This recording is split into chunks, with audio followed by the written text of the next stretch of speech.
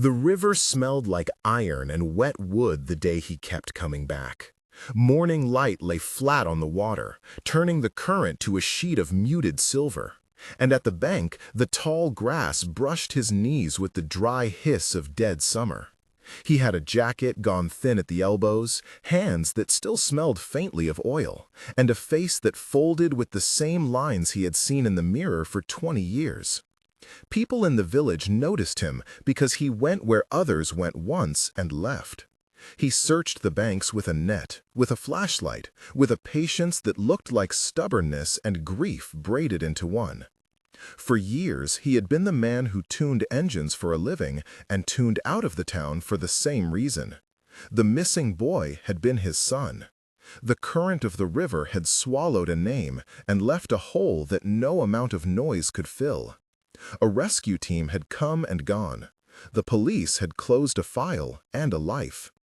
He kept coming back because the water kept promising a different answer, and because he had once been a man who made impossible machines speak the truth. The problem that widened the morning into something else was practical and simple and devastating. A small fishing trawler belonging to Marta Ruiz, the market woman who sold onions by the square, had stopped in the middle of the river during a festival crossing and refused to start. The engine that had always coughed once and then settled like a sleeping animal now turned and failed to take. The captain of the river service, a man in a shiny jacket with a municipal badge, paced the dock. Local officials stood with arms folded. Someone muttered about spare parts that could not arrive until the next week. Children playing on the bank were beginning to fret.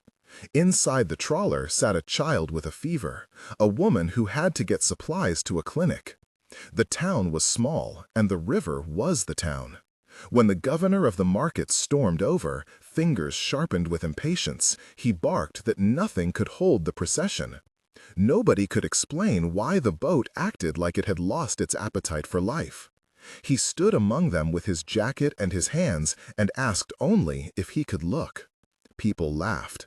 Maria from the fish stall said, with a voice soft enough to be cruel, that the man had become a fixture for pity and that pity did not fix valves. Luis, his one-time apprentice, rolled his eyes and kept his arms folded like a shield. Officer Reyes looked at his badge and at the man and made a note in the air with his pen. The question in everyone's face was the same as the question they had carried for years when they saw him on Sundays. At the river. How could a man who had been knocked off his feet by loss do the work of a technician again? He smiled without teeth, the smile of a man who had practiced apologies and second chances, and asked only to try in exchange for a bowl of soup. They joked that a bowl would not cut it. Marta said she would give him a sandwich. They laughed some more, because laughter is a way towns keep fear from spreading. When he opened the boat's engine, the smell that left the casing was the smell of stale petrol, river silt, and burnt copper. He ran his calloused fingers over the central regulator, over a cluster of wires that looked like the nerves of some sleeping creature. He listened in a way that had nothing to do with hearing and everything to do with memory. He tapped a sensor, and the light on a small diode pulsed like a weak heartbeat. He frowned and closed his eyes, feeling for a rhythm that others could not name. He found a contact that lost continuity when warmed, a relay that danced with the current, and a timing module whose central electronic board had been compromised by a damp spot. He explained in a voice as low as the river's flow that the module had a ceramic crack that opened when the assembly heated, and that the ignition cut in and out. The captain scoffed, but the woman with the fevered child nodded as if every word was a possible answer to grief. He took a soldering iron, borrowed from the captain, applied a tiny bridge of material, replaced one faulty relay with a spare from a toolbox carried by Luis, and the boat coughed, then breathed, then purred. The water carried their collective exhale. The crowd who had scoffed now watched with a stillness that hinted at guilt. When Marta pressed the sandwich into his hands, he ate standing beneath a willow with the river lapping at his boots. He tasted bread and the salt of being seen. The small victory shifted the town in a way that made a new kind of noise. Word moved from the dock to the bakery to the clinic that the man who went to the river had hands that could coax life out of machines. Cameras were not yet involved, but buzz traveled like a current. Luis called him by a name that once had more authority on the tongue, and Maria brought him tea. The captain brought a damaged motor from the municipal fleet and asked for an honest assessment. People who had once scorned him came with engines that coughed on Monday mornings, with trucks that refused to climb hills, with boats that made them fear the river. Each time he bent over iron and plastic, he bent also over memories. In a collected voice, he would explain the fault without jargon, and then he would show, with patience, how to listen to a fuel pump, how to recognize the subtle pitch change when a sensor is slipping, how to test a relay under load. His authority returned like a tide. He began to be called by the old nickname from his racing days, but people now attached a new respect to it. The town started to call him the man who finds lost things. That reputation drew attention from others. A reporter from the regional paper came to see if the rumor was true.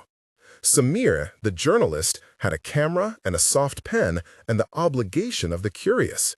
He watched as the man, whose name was Javier Alvarez, talked about torque and patience, and about a time when speed had been everything. The camera caught hands moving like memory. Not everything healed, and not everyone was willing to let him step back into a life. At the bakery, the owner folded his arms and reminded him of debts. At the clinic, the nurse whispered that trust takes more than a week to grow.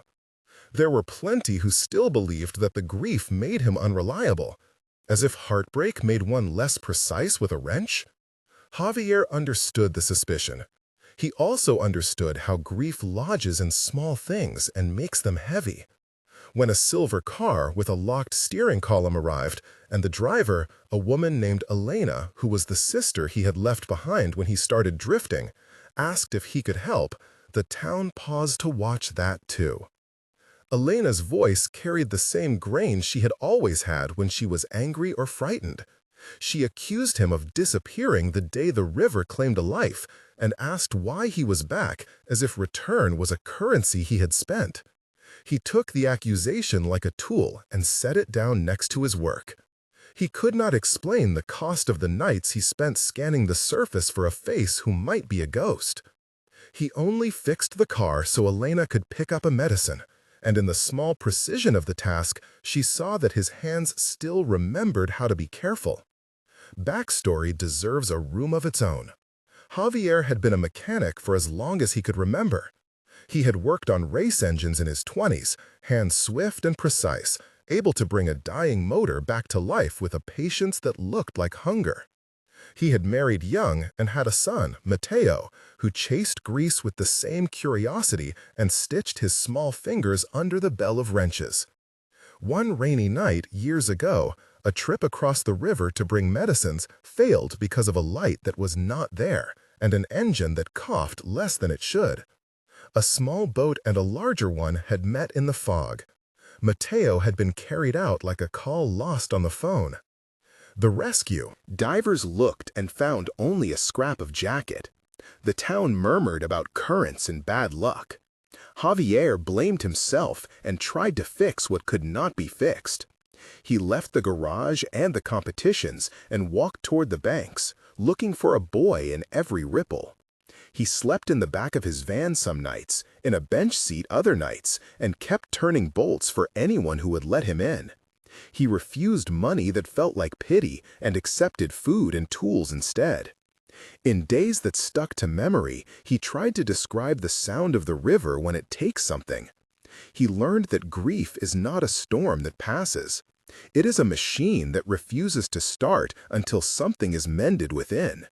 He was a man who had built a livelihood out of coaxing order from machines and now sought the same order for a life gone uneven.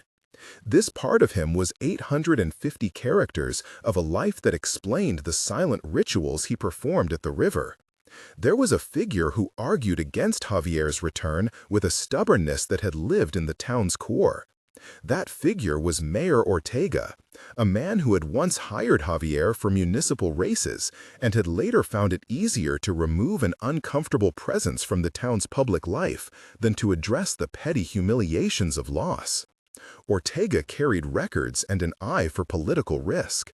He argued that letting someone with a public story so raw back into municipal fleets was a liability. He remembered the old championships and the nights when Javier won a trophy and tasted less defeat.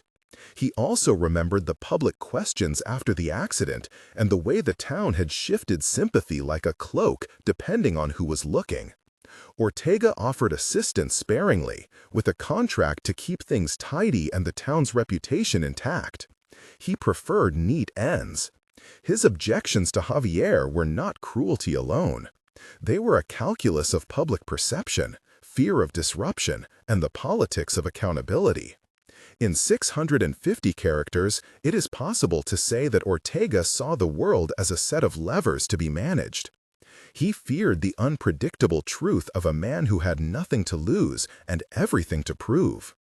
The town began to reassemble around the idea of repair. People came with small jobs. Workshops sprang up in the plaza, where hands rubbed walnut oil into older wood and turned sockets on stubborn nuts. Javier began to take work that paid in trust. He taught a teenager named Tom how to crimp a connector properly so it did not vibrate loose. He taught Marta to listen to an engine for the difference between a clogged injector and a fouled spark. He showed Elena how to read a multimeter in 3 simple movements, and why a blown fuse was usually the symptom, not the cause. At the center of each lesson, he placed a small moral about second chances. In the evenings, the workshop smelled of steel and causey grounds. Samir, the journalist, wrote an article about a man who was more than his past. The piece did not make him famous, but it brought strangers by the door. A woman named Rosa, who ran an NGO that gave tools to young people, offered to let him lead a program teaching at-risk youth how to fix motors and mend lives. He accepted cautiously. The first moment that felt like proof came when a boy knocked on his door in a rain that made the road shine.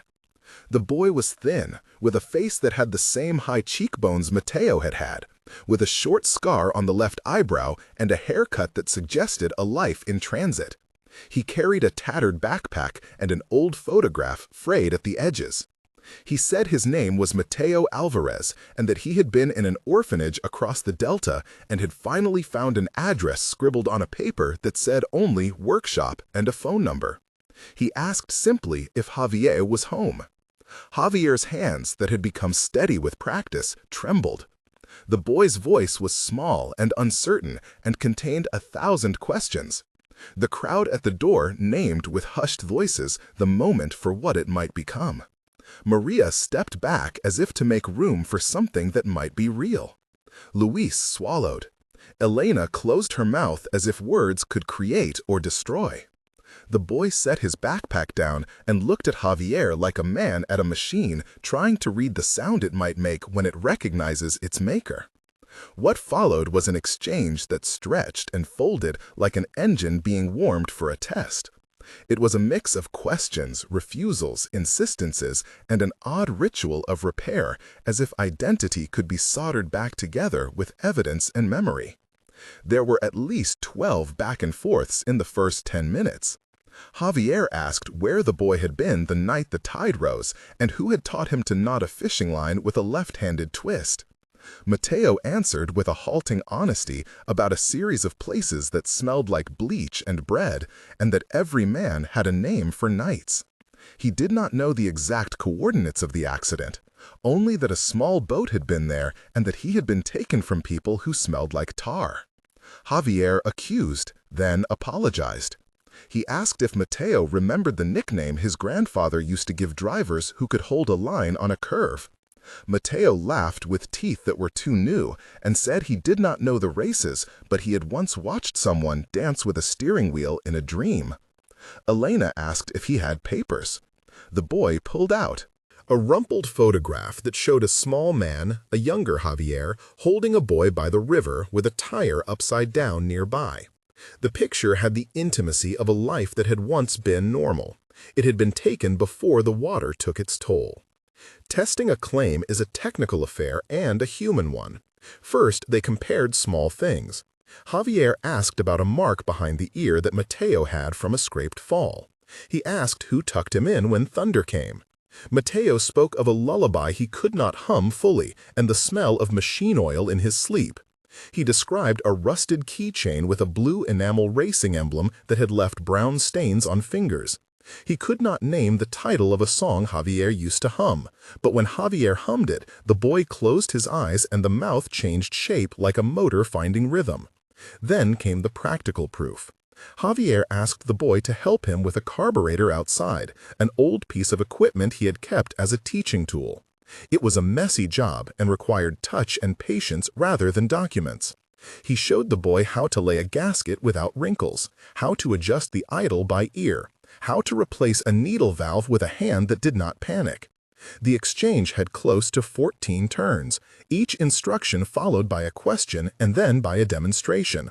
Mateo operated with a confidence that did not look taut. He found a pin that was the wrong size and suggested a substitute from the toolbox. When the carburetor moved from clatter to purr, some of the disbelief in the faces around them softened into a stunned awe. There was a public rupture to the scene. Mayor Ortega arrived like a rain cloud late to a field. He demanded a confirmation and said the town needed official proof before it would reopen resources. Javier felt that old politics coiling into the present. Samir, the journalist, recorded the confrontation with a steady hand. Luis tried to mediate, suggesting a simple DNA swab at the clinic. The nurse hesitated because the family name carried communal weight, and the hospital had no standing order for such a test without paperwork. Marta whispered that the boy's eyes had the same stubborn tilt as the man who once fixed engines for the races. Tom, the teenager, stood and offered to help with cleaning the boy's coat and finding any identifying marks. Elena stood with arms folded and demanded time to think. There were two more forks of choice: accept the boy as a son on faith or accept a bureaucratic proof that might come too late. Javier, tired of waiting for proof of anything that mattered, chose to let the boy sit at the bench, to feed him, to listen. He set a wooden mug between his hands and told Mateo he would not promise anything except that they would look together and that they would not let the river be the final storyteller in this home. A technical aside that is necessary to the credibility of repair appears when Javier turned to a salvaged outboard motor to recreate the conditions of that night. In a short, precise description, he explained the process. He dismantled the ignition coil, measured the primary resistance at 0.8 ohm and the secondary at 9.2 kiloohm, replaced a brittle condenser with a new ceramic unit, and reseated the stator plates to keep the magnetic gap at 0.4 millimeter. He used a timing light set to 15 degrees advance and calibrated the carburetor jet to a 62 main to ensure stable idle. These numbers and steps gave a practical language to the town's disbelief and allowed people to see that repair is not a metaphor but a measurable activity. The motor started smoothly in test, echoing the way memory needed a specific pressure to return to function. Tension gathered again in the middle of the story like a storm rolling in off the water. Tom asked if Mateo had ever been part of a gang of boys who would cross the delta leaving false trails. Mateo bristled and then lowered his eyes. A woman, known in town for gossip, Señora Pilar, suggested that the boy might be exploiting the kindness of a town that loved a good redemption story more than it loved truth. Voices rose. The oldest fishermen spoke of currents that took whatever they could and of men who invented memories to fill holes in their pockets. Javier felt his patience erode into the rusty hinge of old anger. He reminded himself that the river had already decided how it consumed and that human things like proofs and confessions are harder to measure. Still, the seed of doubt had been planted and it made the town fragile for days. This moment of fracture lasted long enough to hurt and short enough to be repaired by work. In 536 characters, the tension looked like a town wrestling with its hunger for story over its need for truth. A second tension came when the clinic called to say that the DNA test that the mayor had demanded had a backlog and might not return results for 2 weeks. 2 weeks is an ocean of time to a man waiting for his child. Ortega shrugged and said that no one should be encouraged to make a life on assumption. He offered the program for youth only if the town could protect its finances. Javier felt the old humiliations of being judged by paperwork that did not measure salvageable qualities. Mateo, meanwhile, retreated into silence at times, waking at strange hours, looking at the river from a distance like someone whose nights were cataloged by water. The program Rosa offered was conditional on the boy's status. Rosa pushed back against Ortega and the mayor's office and suggested a possibility of provisional inclusion. The town split into camps for a day, and then a community meeting was called. The meeting itself became a crucible of identity and small mercies. In a long exchange of voices that filled the church hall, people named their fears, their memories of disappearances, the way a child's face can both haunt and console. The debate stretched long and heavy and left the town exhausted. The argument took in the vocabulary of law and of love, and neither side won cleanly. This tension, written out in 512 characters, made the decision that followed harder and truer. The third concentration of tension arrived when Mayor Ortega, who had been balancing optics, demanded that Javier remove himself from any municipal fleet until after the test. Ortega argued it was the town's legal standard. Javier resisted, and the resistance became more than a legal dispute. It became a showdown about whether a man who had once been publicly fallen could be allowed to build a public life again. The town watched as Elena accused Ortega of wielding power to punish a man for other people's pain. The local school teacher, Miss Alvarez, no relation, defended the mayor because the town's finances were fragile and risks had consequences. The argument mirrored the accident that had taken Mateo in a smaller scale. It entangled old loyalties and fresh tenderness, and it put a strain on the new, fragile family that was in the process of assembling. Javier felt that the world had opened his chest and peeked inside. He did not reply with legal counsels. He replied with doing what he had always known to do. He took on a job that the mayor had considered too risky and solved it with a precision that made the town approve him again in practice, if not in paper. When the municipal ferry dropped its steering to a strange jerk at the weekend market, Javier stepped in and restored the hydraulic coupler, replacing a hose with a measured 3/8-inch bore and recalibrating the fluid flow to 50 psi. The ferry moved. People applauded, as if mechanical success could be applause for moral right. The third tension, 544 characters of confrontation and repair, led to a pragmatic truce. The mayor's public stance softened into the private offering of cautious commission under watch. As the weeks passed, the town reorganized itself around rehabilitating confidence. Rosa's NGO began classes in the square. Tom, the teen, became a steady presence at the bench, oil on his forearms like a badge. Samir wrote a longer piece that was less sensational and more careful about the difference between story and fact. Maria opened a small fund to help the boy find a place to sleep a few nights a week while the tests completed. Luis, who had once been an apprentice, offered to teach youth how to do simple diagnostics for a small fee. Elena, who had been skeptical, found herself making bread and bringing it to the workshop. Marta collected signatures for a petition to let the boy attend Rosa's program as a provisional member.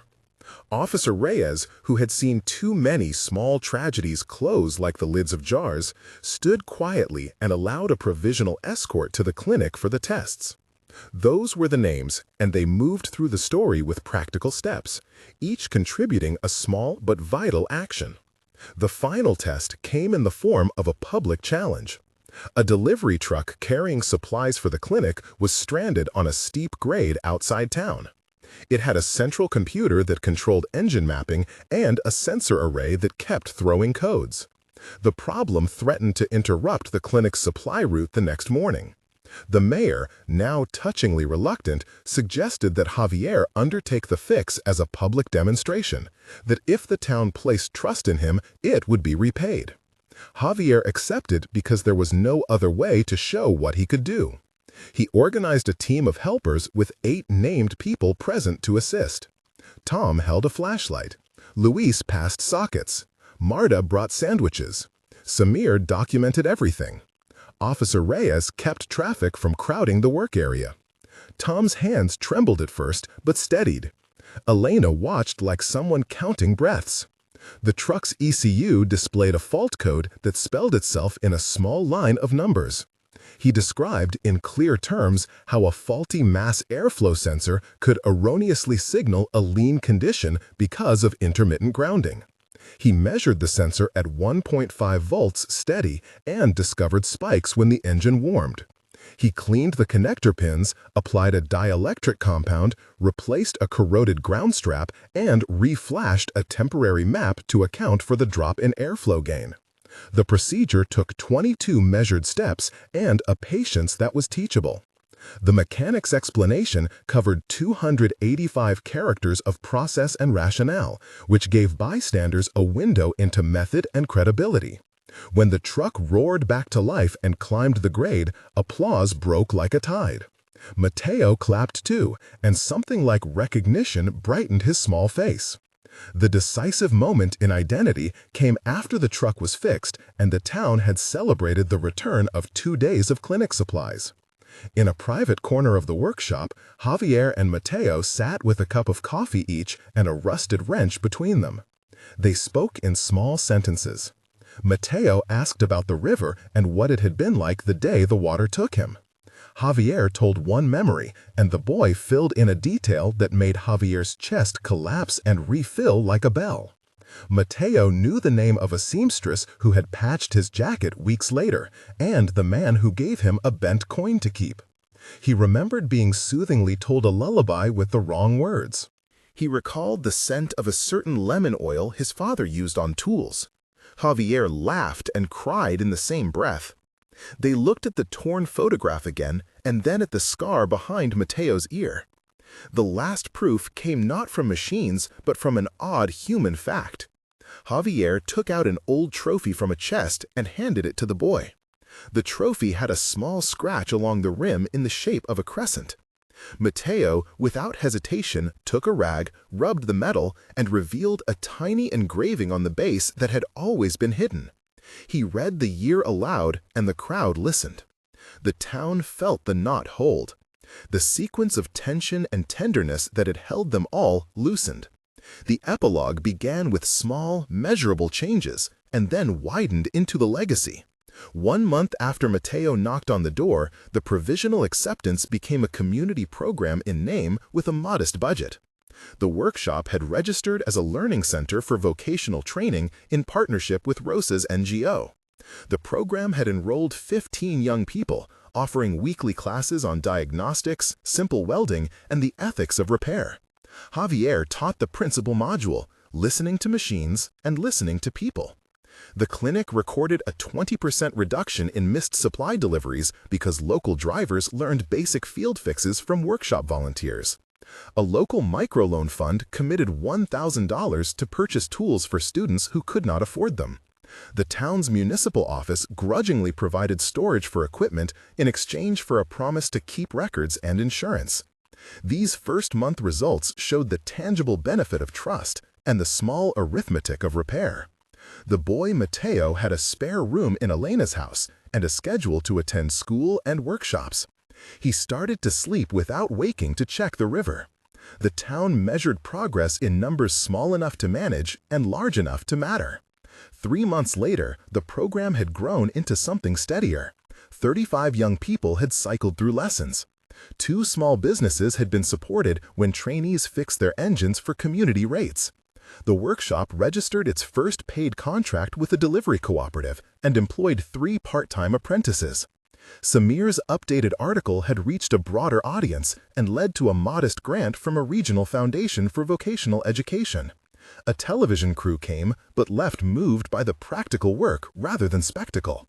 Mateo enrolled in a formal education program and kept attending the workshop, his hands learning the language of torque and tolerance. Elena came to oversee a modest budget and slowly became the program's treasurer. Louis became the lead instructor for basic electrics, and Marta coordinated meals for students at lunchtime. The mayor, who had been wary, made a public statement praising the town's ingenuity while keeping his distance from emotional claims.